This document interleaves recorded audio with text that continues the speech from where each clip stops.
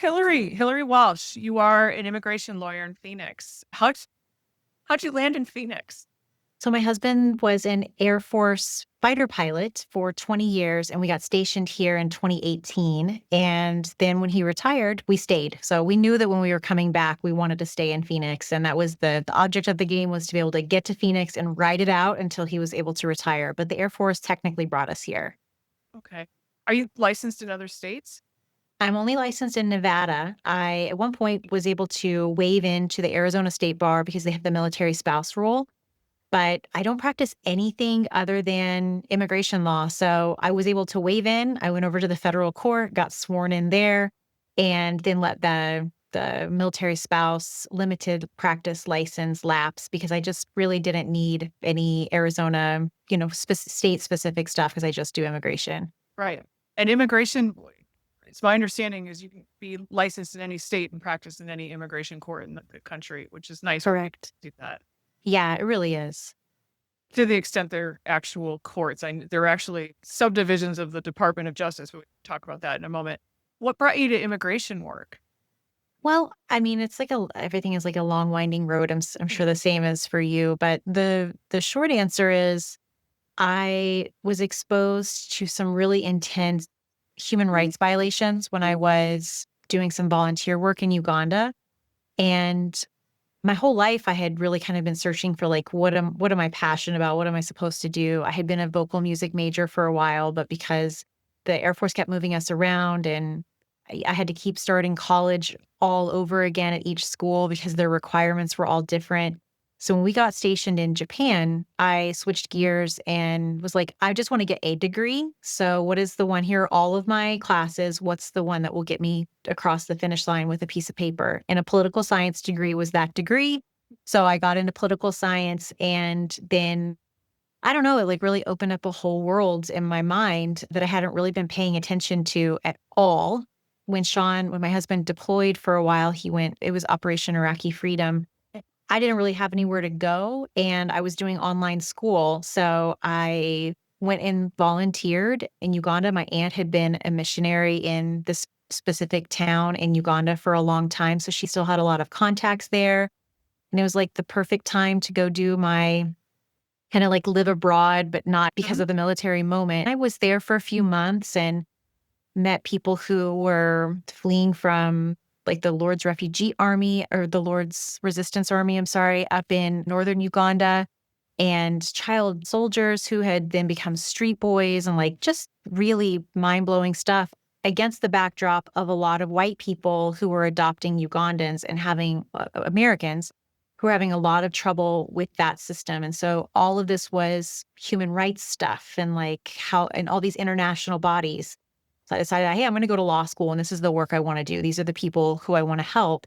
I got in law school and realized through an amazing mentor who had left private practice and come into academia. It was her first year of teaching. She was my like, and she's still, I talk to her every time I have a hard case, I call her up and I'm like, I need help.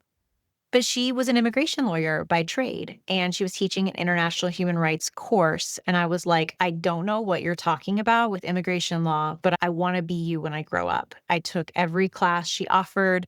I was her research assistant, and she didn't even know she needed one. Like, I was all over it. And she taught immigration clinic. And that's where the deal was done, the nail in the coffin for me for being an immigration lawyer. What law school was that? It was in Vegas at UNLV. Oh, wow. Yeah, Oh, yeah. it's amazing how those clinics really can set people on a path. I've heard so many people say, I never thought I would do X. I ended up doing this clinic. This is what I do now. That is so cool. Yeah, it's so fun because in law school, I don't know, it's a little bit like it's like reading how to drive a car and you can learn the manual really well, but as soon as you're finally put behind the wheel, you're like, "Oh crap, I don't know anything." But also this is fun to get to try to do it. And I think the clinic is like they force you behind the wheel and they're like, "All right, let's see what you got." And that is so electrifying when you're so sick of for me, I didn't I loved law school, but I didn't particularly enjoy learning about Civ Pro and property and, these things that I just felt like I would never use in my actual life. It was like undergrad all over again with like taking math classes so I could be a vocalist. But you get into those clinics and they are a game changer. Yeah.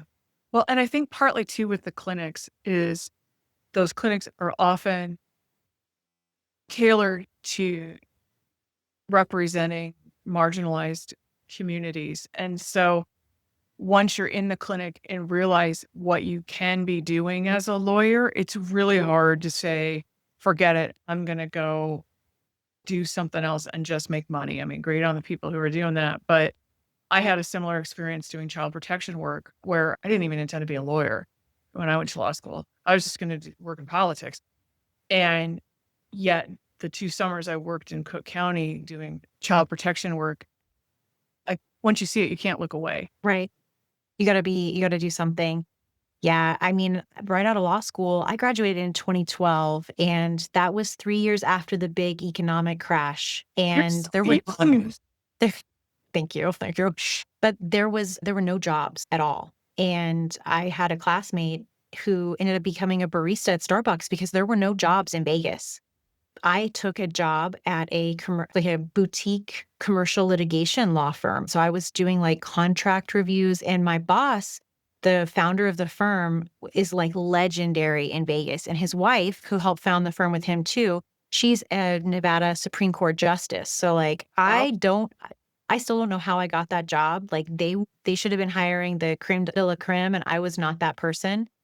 Um, and at one point after I was hired, they asked me why my citations weren't better, having just graduated and done law review. And I was like, I didn't do law review. That's for the nerds. And they were like, we only hire people who've done law review. They somehow completely overlooked it. I'm telling you, I got really lucky. But I did that for a year, made great money, and I think I probably would have stayed, but we got stationed in Korea, and so I Mhm. had and this was before they would allow, like, remote work. This was just not the time, not the era for that, and it was while I was on maternity leave and knew we were gonna be moving overseas that I really did some soul searching and was like, "This is my time. I wanna be an immigration lawyer. That's, like, my calling," you know? I need to, like, say goodbye to some of this money for now and really invest in my jewels in heaven or whatever. Mhm. Mhm. It sounds like really like Providence was guiding you to get. Yeah, it really was. It really was. I learned so much in such a short amount of time about legal writing while I worked at that firm because they were and are known for being really, really great legal writers. And that was great because I went from that into writing appeals and then like a year later arguing my first case at the Ninth Circuit. And, you know, it was a wild time. So I'm very, very thankful for them giving me accidentally a job. Thanks, guys. That's funny, and that you rose to the occasion too. That's really cool. It's Very good stuff. cool. So, now we're in a different era with immigration. Did you ever think that this very, I'll call it niche area of practice would become front and center just to regular Americans? Not to mention the legal community, who I think is realizing there's this whole subset of lawyers who have been, slugging it out in the trenches for years. Did you ever think that this is where your practice would take you? I mean, I think I knew that my position and my work and like the mission of the firm, I knew it was polarizing. I had family members who told me why wasn't I working to help our own kind. I had and then in the military space, being around a lot of folks who are in the Air Force, you could just get a sense for when people it was never as loud and proud as it is right now in 2025, but people were really bothered by the idea of someone who looks like me, was and is married to my husband and is basically part of their in group, helping a demographic they really, you know, frown upon. And so I knew that it was a polarizing thing, and I used to drink. I don't drink anymore, but I would get a little drunk at Christmas parties every year and have to get my husband would, like, escort me out because 'cause I'd get into arguments with people. And, you know, so I've improved there, but I also don't go to those Christmas parties anymore because, like, you know, you just get a new group of you get a new in group and a new group of friends who are a little bit more aligned with you, which might be an echo chamber and is problematic as well. But nevertheless, um, I didn't know that this would become the third rail, I think is how people have described it in politics. We were in DC last fall, right after President Trump was elected. And they talked about how this is the new third rail, which I didn't even know that phrase, but basically, like, you touch it and you're electrocuted. And that no one is going to be willing to actually make meaningful reform because if they do, it's political suicide. And that is so astounding to me that that's where we've gotten, and, that's, like, what politicians are gonna be satisfied with, but, we're gonna reach some point of an impasse. Unfortunately, the impasse we're reaching right now is very disturbing Yeah, for all of us, for all of us. absolutely. And one thing I heard in that was this idea when you made a major lifestyle change and quit drinking. One of the things they talk about, I know in sobriety, is people are afraid they're going to lose their friends, and they don't realize they're going to go get a whole bunch more new friends. Yeah. And I think that's this. We were talking before we formally went started this interview that one of the things that's really important in building resilience is to really hold fast to your values. And I think that's also where you find your friends then, because you find Yeah. people living in their values that are similar to yours. And yeah, it can be a little bit of an echo chamber, especially with social media. But I think there is something about letting other people's sh- truth shine too, um, Yeah. and find connection through those values. And I also, as a particularly criminal defense, have had a lot of well, I understand everyone needs a defense and those people type comments, and it's very hurtful. People don't realize that those clients of ours are people we have a deep personal investment in and know their stories. And they're not those people to us. They're Mhm. not someone that we're just gonna phone in a defense for because that's what, you're hired to do. And I also can relate to that feeling of being othered by my association with the others. Right. Yeah. I mean, I think that we we don't appreciate how much law school taught us about context. Mm, Because it's irritating to be around us. I'm not gonna lie. Lawyers are an irritating bunch. You can't just make a normal joke and, like, someone laugh. There's always, like, a follow-up or some type of disclaimer on everything, and, that sucks. Like, that's the negative side of it. But the really beautiful side of being a lawyer is being able to see all these different shades and variations and all mm, of the ingredients that go into making up humans, and law school helped us see why those things matter and to tease those things out and telling people stories to help them get the fairest shake that they can get. So yeah, being a lawyer is annoying, but context is really, I think, so very important and like the superpower that we get from being attorneys. yeah, yeah. They do a great job of training the left brain. I mean, they really got that down. It's just if we could nurture the right brain at the same time. That's so funny you should say that. My husband is also a trial lawyer, and this weekend we were watching Longmire, which is my current like obsessive series, and it's great, but really weak on the criminal procedure. And so He's like, why didn't they hire someone? objection! Yeah, There's this whole scene where there's this bail hearing, and I'm like, "Wait a minute. Why is there a bail hearing? This should be extradition first." And my husband probably is like, "Can we just, for just the show?" I But know. it's hard to shut it off, and when it is how you're wired to see the world, and that rules, like, for example, rules matter, and rules ensure fairness, and when I don't it's just so responsive to me to be like, "Hold up. We shouldn't even be having we're so ahead of the process." Yeah. Um, yeah, I hear what you're saying, and I like that idea of law school teaching us how to view context, how to broaden our minds, because I think that's also, really counter to how lay people imagine lawyers to be as being very rigid and very, one track thinking. And in fact, to be a good litigator in particular, you gotta be a very broad-minded, creative person to pull in as many options for your client as possible. I had a young immigration lawyer approach me at a women's seminar a couple months ago and say, "Joy, I get what you're saying and I get all the self-care, but I have to tell you, I'm thinking of leaving immigration." I feel like that my colleague was saying, I feel like I am leading my clients, her exact words were, "I'm leading them to the gallows every time I." Mhm. Is that an unusual feeling for immigration lawyers right now? So I think that's been a normal thing for immigration lawyers, especially if you represent people who are seeking asylum. So one of my first cases, it was actually my first paying client. And so, I put my heart and soul into every pro bono case I had done for years and years. I've been doing all this pro bono work. And then it was like, okay, I'm back in America and childcare is expensive. I can't work for free anymore. So I found myself a paying client. He was here seeking asylum from being horribly, horribly tortured, like nasty stuff in Mexico by cartels. And everybody who I was talking to was saying, I don't think you're going to win this case. Nobody can win Mexican asylum cases. But I knew that if he were sent back to Mexico, that he would be killed, and I would have that on my hands if I didn't win. And it really does become a life and death situation for so many of our clients.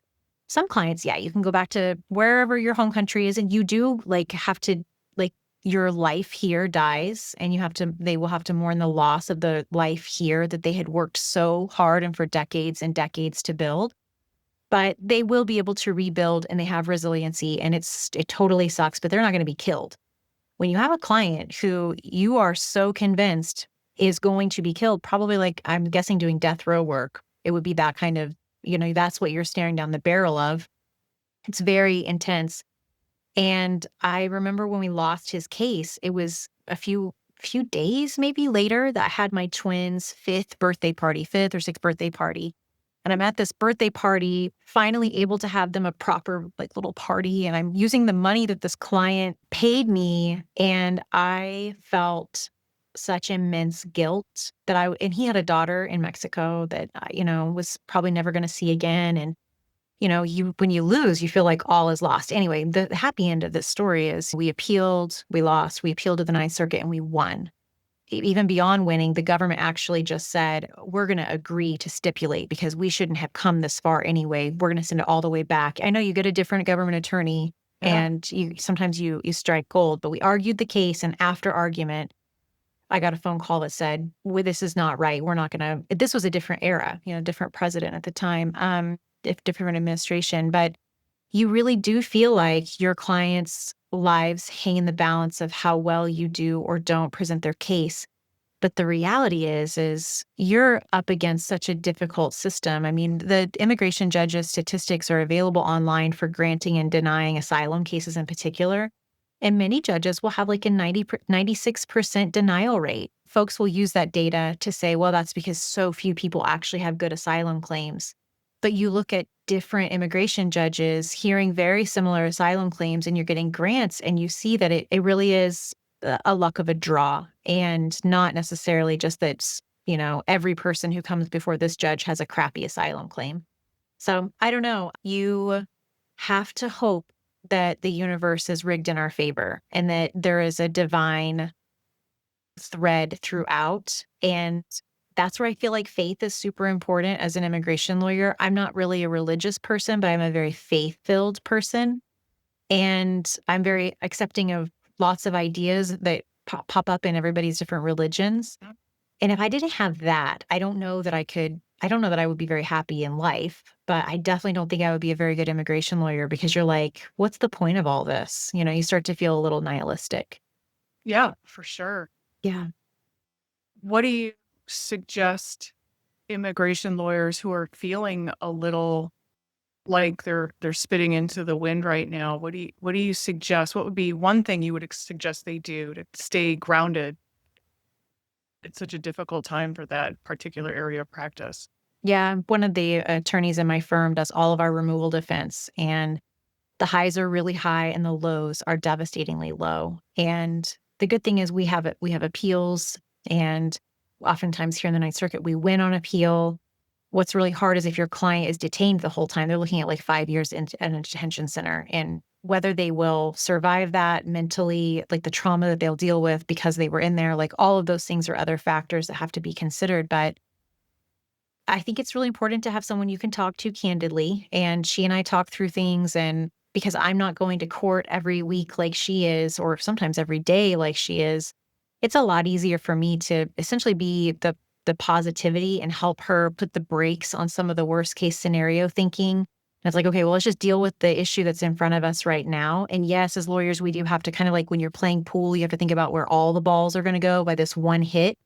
But when we literally cannot predict what's going to happen in 2 steps, we can't spend all of our time worrying about those 2 steps because until we get there, we don't know what, paths will unfold from it. And so it's a little bit of like pulling yourself back in and not allowing yourself to go too far with the worst case scenario thinking while also being very strategic. I think having someone in your life who can help you with that is so important. It's really hard for solo attorneys right now who they might have support staff, but they don't have another lawyer to talk to.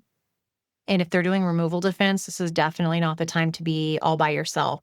Got to talk to somebody and someone who's not going to get into an echo chamber of complaints. Got to be someone who, when you're down, they're up and vice versa. So I think those are the tools. And also like the tough love in this. And I don't mean to sound like an asshole, but I'm at the risk of sounding like an asshole. We are going to go home tomorrow, no matter what happens. And we're going to be able to be with our families. And so we are pissing into the wind a little bit, but like, what's the worst thing that happens to us is we get a little piss on our face. And that's actually not that big of a deal when in the compared to what our clients are really fearing and what they're really risking and everything else that they're going through, those are not our problems. Like we want to care for them and we see that those responsibilities fall in our hands and on our shoulders. But at the end of the day, like we are either going to win or we're going to lose. We're either going to do our best or we're not. And we can't victimize ourselves while our clients are being assaulted in every single direction. This isn't about us. Get up tomorrow, rinse, repeat, do your best. And yeah, you got to do all the other things to take care of yourself. But at the end of the day, like, I'm going to go home. I'm going to go to my kid's birthday party and I'm not going to get killed if I go to Mexico. Like, there's like, this is where we like really lean into the privilege to be able to Yeah. stop ourselves and not go too far into this is my fault or this is my, like, at the end of the day, this really all depends on me because it doesn't. It depends on the judge. Yeah. There's a Sarah Dilamont talks about her coaching where she says, your job is just to do your job. Yeah. You're not going to be able to do the judge's job. You're not going to be able to do the other side's job or the jury's job. It's just you've got enough in front of you just doing your job. And I think there's a real tendency in this work. And I understand how you can kind of fall into it to think that you're in charge of all of these people. It's almost a trauma response because you're thinking you have much more control over the situation than you do. Yeah. And you're Yeah. trying to protect people and you've probably protected people in the past. And that was your role that were supposed to play in this traumatizing event. But we really don't do the best service for our clients when we go there. So it's important to, as soon as you do, you gotta tap out for just a little bit if you can. A little bit of detachment. You know what Justice Sotomayor, I think, just said in the past 2 weeks, your job's to fight. Mhm. That's it. Yeah. Job is to fight. I thought, yeah, if you could back us up once we get to you, though, that would be. Yeah. And But she has been. She has been at I mean, like, dang.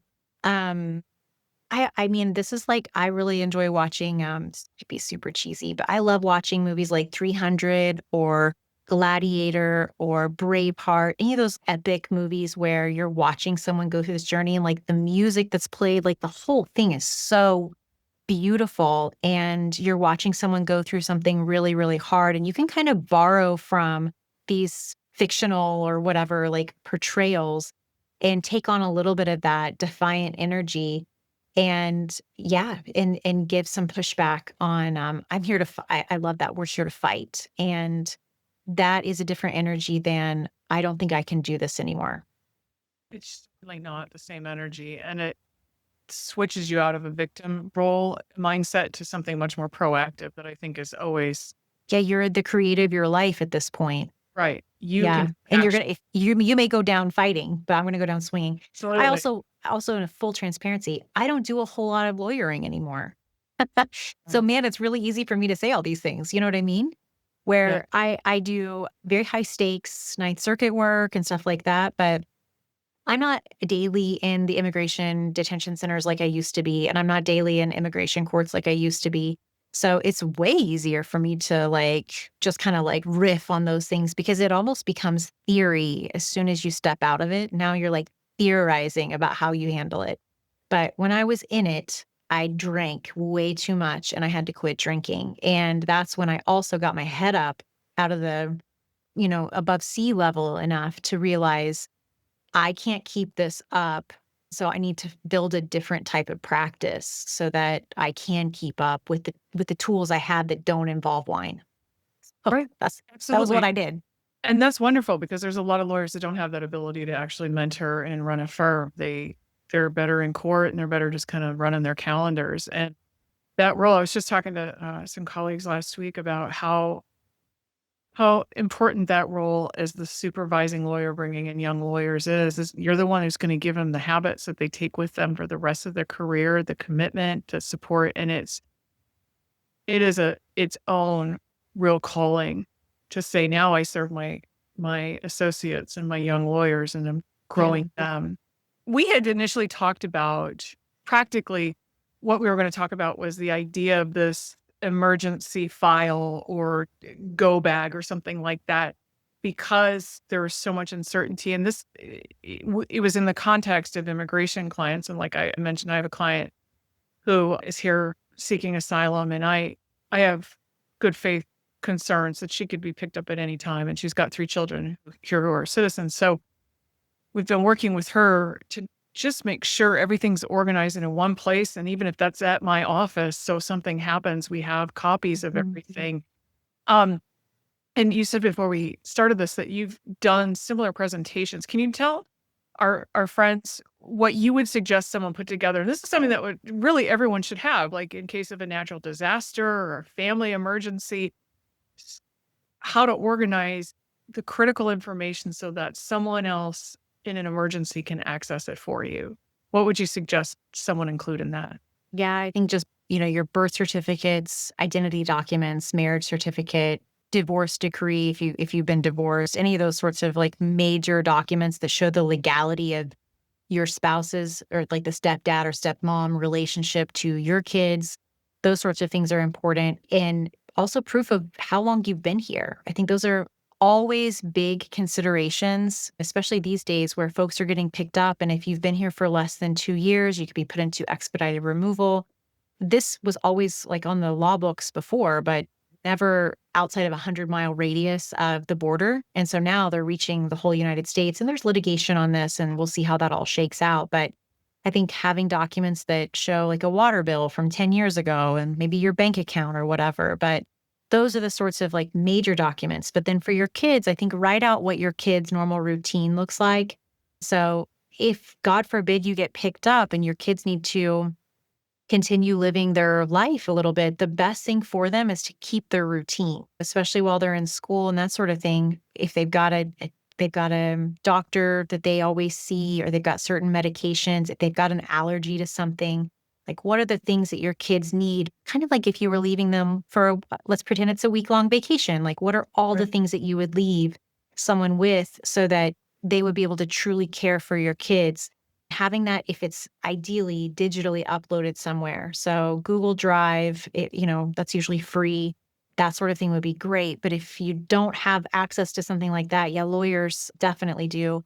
We've actually ended up having clients, we're having them now sign a authorization for third party consent where in the event that they're Yep. detained, I can talk to like, if someone gets picked up criminally, you as a lawyer are gonna be able to get an authorization from the client signed. But Mhm. if it's a family member who's calling on their behalf, ethically, we're not even allowed to confirm or deny whether they're our client. Yep. And so I was like, crap, what am I supposed to do? Where like they're, hey, I know that you're my husband's lawyer. I've come to the I came to the firm with him when he signed up. I know that you're his lawyer. He just got picked up. What do we do? And then we're like, our ethical, and we have to give the textbook answer. Our ethical obligations do not allow us to confirm or deny whether your husband is our client. If your husband is our client, can you please have him call us? Right. And she's like, well, he's detained and I don't know where. Oh my gosh, so, so stressful. So now we're having like a named person from our firm. We're having our firm do that sort of authorization for consent. But those are the sorts of things that you can really think through to help not only your clients, but your own family prepare for something like this. Have you had them prepare any type of like conditional power of attorney so that, because I'm thinking kids and, we just went on summer break, but in the fall, kids getting signed up for school, it is a nightmare if you're not the actual parent or guardian. And it's not something that you want to grant to someone unless the extreme event happens. That was something that came up in the context of my client is medical ability to seek medical care, enroll them in school, travel with Yeah, them. There are travel so with many them. things that people don't think about because they just take for granted they're the parent and come on, kid, we're going. Right. Yeah, And no, those types of like limited powers of attorney and those sorts of things are really important. There's even a process here in Arizona. And again, I'm not an Arizona lawyer, so I'm describing a process that family lawyer, one of my friends, Billy, is a family lawyer here. She owns the firm Modern Law. And she and I were chatting about like, oh, do you know Billy? That's great. She's so fun and smart and very, very compassionate for this space of people. But she recommended, she's like, "Look, you could even do a almost preemptive guardianship if yep, you really wanted to." And that's something that's very unique to Arizona, it sounds like, and it's not something that's available in every state, but you could do something like that if you really wanted to as well. awesome. Yeah. We're coming up on the top of the hour here. So is there anything else, Hillary, that you'd like to share with, most of my listeners are women lawyers, but we definitely run the gamut of listeners. Anything else about the current state of immigration law in the United States or just how to become a really, fantastically successful lawyer? You are everywhere in Phoenix. You're a literal known face, but that's because you burned it. What, any final thoughts before we sign off here? I think a lot of people are wondering, how can I help? They're really wondering, like, they wanna do something. There's something I posted a video just feeling enraged last week on TikTok because there was a whole family that was detained at San Antonio Immigration Court, and their The kids were put in children? zip ties. Yeah, behind their backs. Well, and the little ones were put in zip ties in front of their bodies, or at least that's how the photo looks. I wasn't there. But anyway, there was definitely a young teenager or tween who's in this photo zip tied behind his back at immigration court with his mom. And people want to know, how can they help? And the single most important thing you can do is we got to get out of our echo chambers. You, like, we're going to vote the same that we would normally vote. But the folks who either didn't vote and maybe aren't being exposed to some of this is where we, I think, get really involved with our communities. If you're in a church, not everybody is voting Democrat or voting pro immigrant, and especially people who aren't voting at all. This is a time for us to show that it really is up to us from a political standpoint to have these conversations with our friends and family, because otherwise it's just ads, the ads that politicians put out. And you look at how the Trump administration, or the pre-administration, the Trump campaign was so smart with the way that they ran their campaign and the very targeted campaigns that they ran in different areas. And that's because there was no one who was also talking to those same voters about what was the different way of looking at this problem. And I am astounded where I'm very active on TikTok. It's very fun. You also get a lot of intense name calling. I don't know why people call me Margaret, but that's apparently a thing. It must be like a refined version of Karen. But anyway, I posted a video that was like, hey, make it make sense. How can you say that President Trump was spared by God and it has been anointed to run our country? Yet he has these significant felony convictions. Meanwhile, the same people saying that, hey, you're illegally here, you're a criminal, you should be deported, like you should be punished. Help me make it make sense. And that was the extent of the video.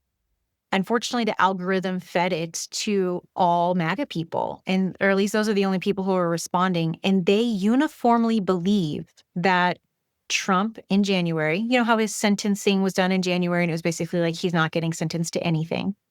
They believe that that equals no conviction. No. They believe that. I mean, my husband was like, "Oh, I'm going to get on and respond to these people. I'm going to respond and set the record straight." I was like, "Babe, there are like over 1,000 people who are saying this. You can't respond to all of them. They literally, like, there's a whole group of people who believe this." So I say this to say our echo chambers aren't going to do us any good. Griping about it, all this other stuff, but going out and having conversations with people who maybe it's a little bit more uncomfortable, empathetic conversations about, did you know that this is also going on? And yeah, actually, I know that the sentencing was done, but that doesn't make the convictions go away. The felony convictions still remain. How does that impact your viewpoint now? You know, how does that impact your viewpoint? And just people being like, wow, I didn't know that. So I don't know. I think that's how you can help is the midterms are coming. Yep. I'm with you on that.